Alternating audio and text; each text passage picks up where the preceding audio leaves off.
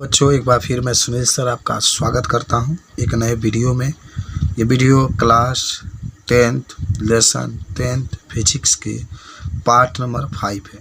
देखो बच्चों, जो पार्ट 5 है इसमें हमें क्या क्या पढ़ाई करनी है आज। पहले तो हम पढ़ेंगे उत्तल दर्पण की परिभाषा, ठीक है। दूसरा हम लोग पढ़ेंगे उत्तल दर्पण द्वारा प्रतिबिंब का बनना। तीसरा हम लोग पढ़ेंगे उत्तल दर्पण का चिन्ह परिपाटी। चौथा हम लोग पढ़ेंगे उत्तल दर्पण का उपयोग। पांचवा हम लोग पढ़ेंगे एफ और आर में संबंध। छठवां हम लोग पढ़ेंगे यू भी एफ में संबंध। और सातवां आपका टॉपिक जो रहेगा उसका नाम होगा न्यूमेरिकल। कुछ न्यूमेरिकल भी हम लोग इससे लगाएंगे। तो चलो आज की पढ़ाई हम लोग शुरू करते हैं। तो देखो बच्चों, उत्तल दर्पण की परिभाषा है। आप कह सकते हो उत्तल दर्पण वह होता है, देख रहे हो, उत्तल दर्पण वह होता है जिसके धंसे हुए भाग पर कलई की गई होती है और उठा हुआ भाग परावर्तक तल के रूप में कार्य करता है। तो आपने देखा उत्तल दर्पण में, उत्तल दर्पण वह होता है जिसके धंसे हुए भाग पर कलई की गई होती है और उठा हुआ भाग परावर्तक तल के रूप में कार्य करता है।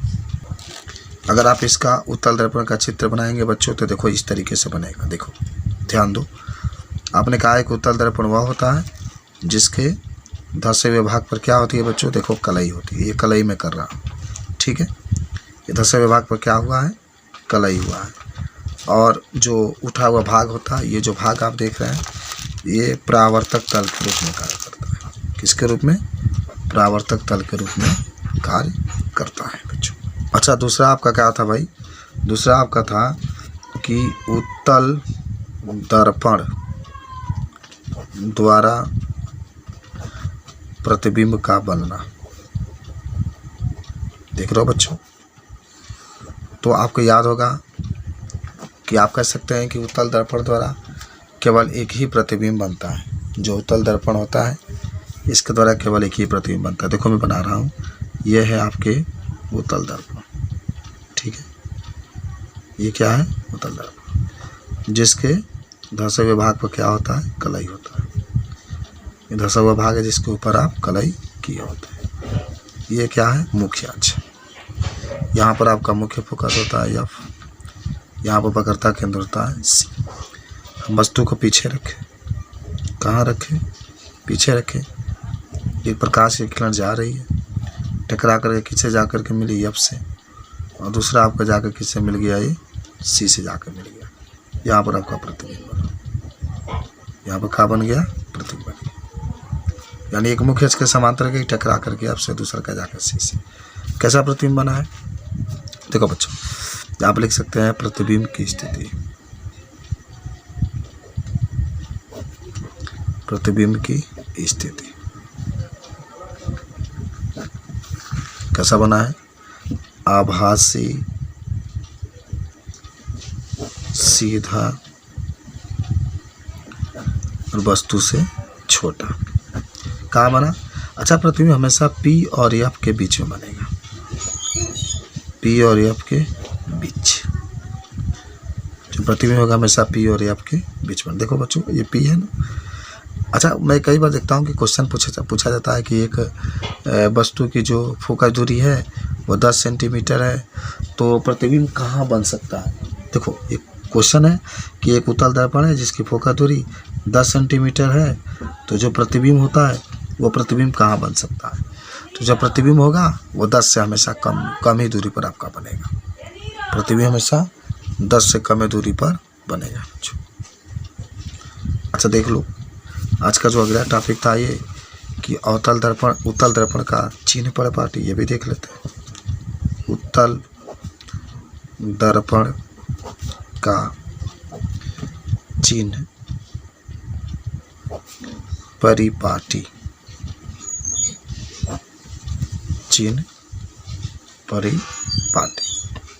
देखो बच्चों, क्या होता है चिन्ह परिपाटी में, आपको हम बताते हैं। देखो ये है, पहले तो एक काम करो, सबसे पहले हम इसको बनाते हैं क्या, पहले हम लोग बनाते हैं चतुर्थांश। देखो यह है चतुर्थांश, ये सब पॉजिटिव होता है, ये सब नेगेटिव होता है, ये सब निगेटिव होता है, ये सब पॉजिटिव होता है। तो आप जब उत्तल दर्पण का चित्र बनाएंगे तो इस तरीके से बनेगा, देखो ध्यान से, ऐसे आपका उत्तल दर्पण का बनेगा। इसके दूसरे भाग पर हम लोग क्या कर लेते हैं, कलाई कर देते हैं, कलाई करते हैं। वस्तु को कहाँ रखते हैं, पीछे। कहाँ रखे, पीछे। तो पीछे रखते हैं तो ये एफ, यहाँ सी, प्रतिबिंब जो होगा जा करके बनेगा। ये तो वस्तु की दूरी है, ये प्रतिबिंब की दूरी है ये, और यहाँ से इसकी फोकस दूरी है, ये पूरा आपकी बगता त्रिज्या की दूरी है। तो देखो पहले तो आप लिखेंगे वस्तु की दूरी। अच्छा देखो, ये वस्तु की दूरी इस लाइन से लेंगे, इस लाइन से, तो पॉजिटिव होगा। प्रतिबिंब जो है ऊपर बनाया है ये भी पॉजिटिव होगा बच्चों, ये निगेटिव होगा, खाली वस्तु की दूरी। आज इधर वाला सब पॉजिटिव, ये भी पॉजिटिव और ये भी पॉजिटिव। तो पहले लिख लीजिएगा वस्तु की दूरी यू निगेटिव है, प्रतिबिंब की दूरी। आपको याद होगा कि प्रतिबिंब की जो दूरी होती है हम इसको भी से प्रदर्शित करते हैं, ये पॉजिटिव, ठीक है, क्योंकि इधर आपकी जो प्रतिबिंब बना इधर बना, इसलिए पॉजिटिव। फोकस दूरी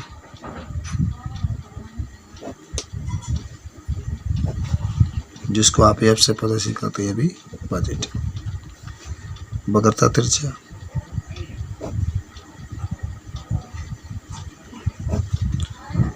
इसको आर से प्रदर्शित करते हैं, ये भी पॉजिटिव।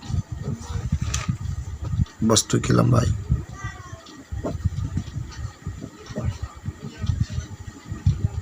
ओ, ये भी पॉजिटिव। प्रतिबिंब की लंबाई भी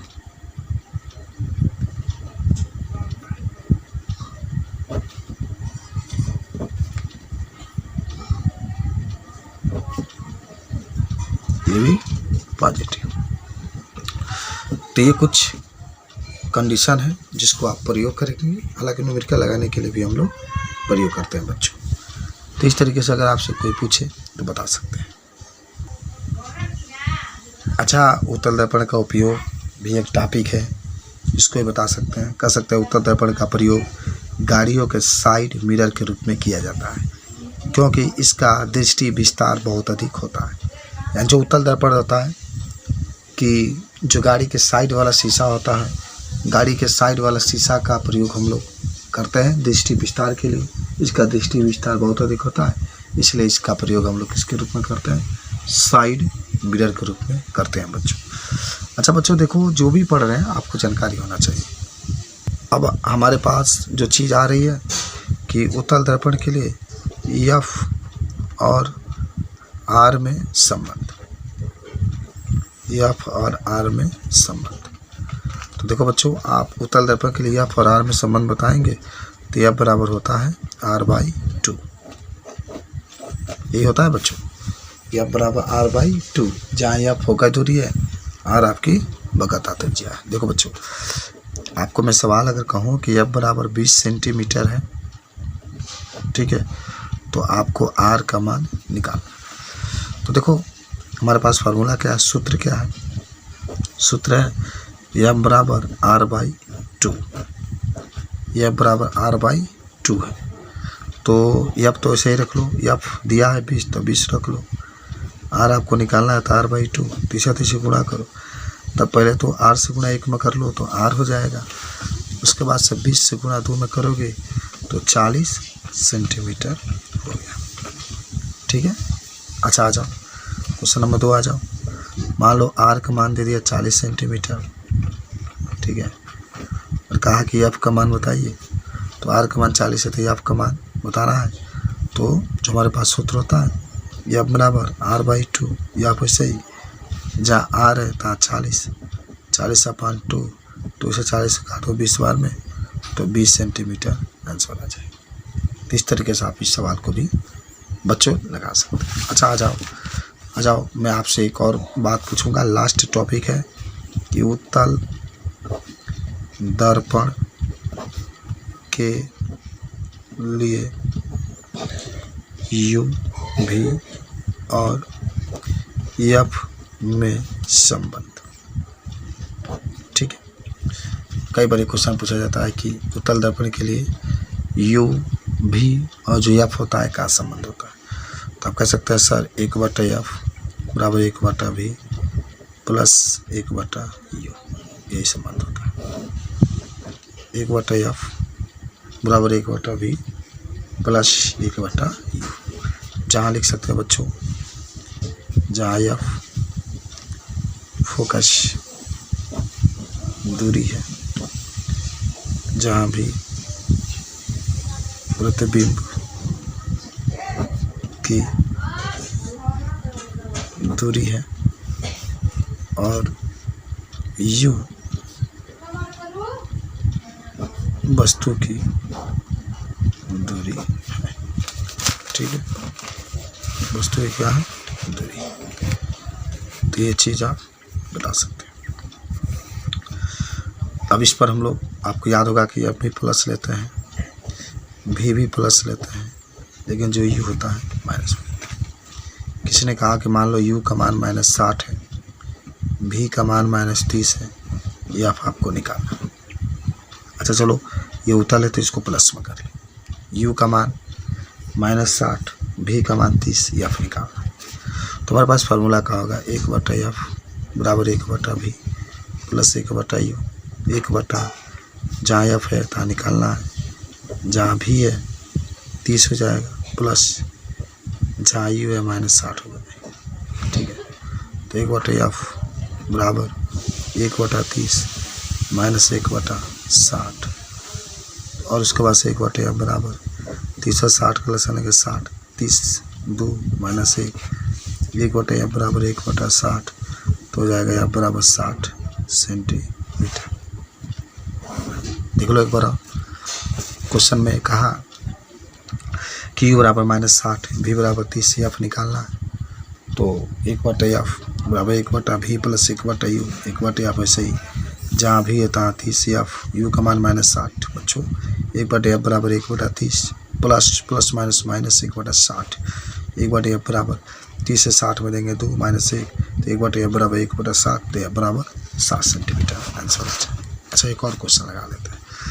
मान लो f का मान दे दिया 60, u का मान दे दिया -30, कहा कि आपको भी निकालना है।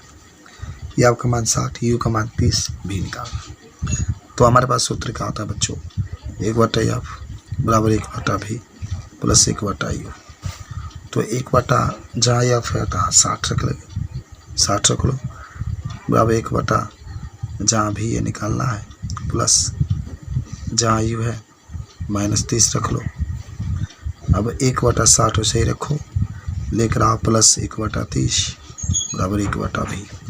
60 और 30 का लसा ले लो, 60 होगा, 60 से 60 में भाग दोगे 1, 30 से 60 में भाग दोगे 2 बार में, तो 2 पर लिख लो बच्चों 1/v, जोड़ोगे तो 3/60 बराबर 1/v। हालांकि 3 से 60 में काटोगे तो 20 बार में, तो v बराबर 20 सेंटीमीटर आपका आंसर होना चाहिए। इस तरीके से आप न्यूमेरिकल को भी लगा सकते हैं। धन्यवाद।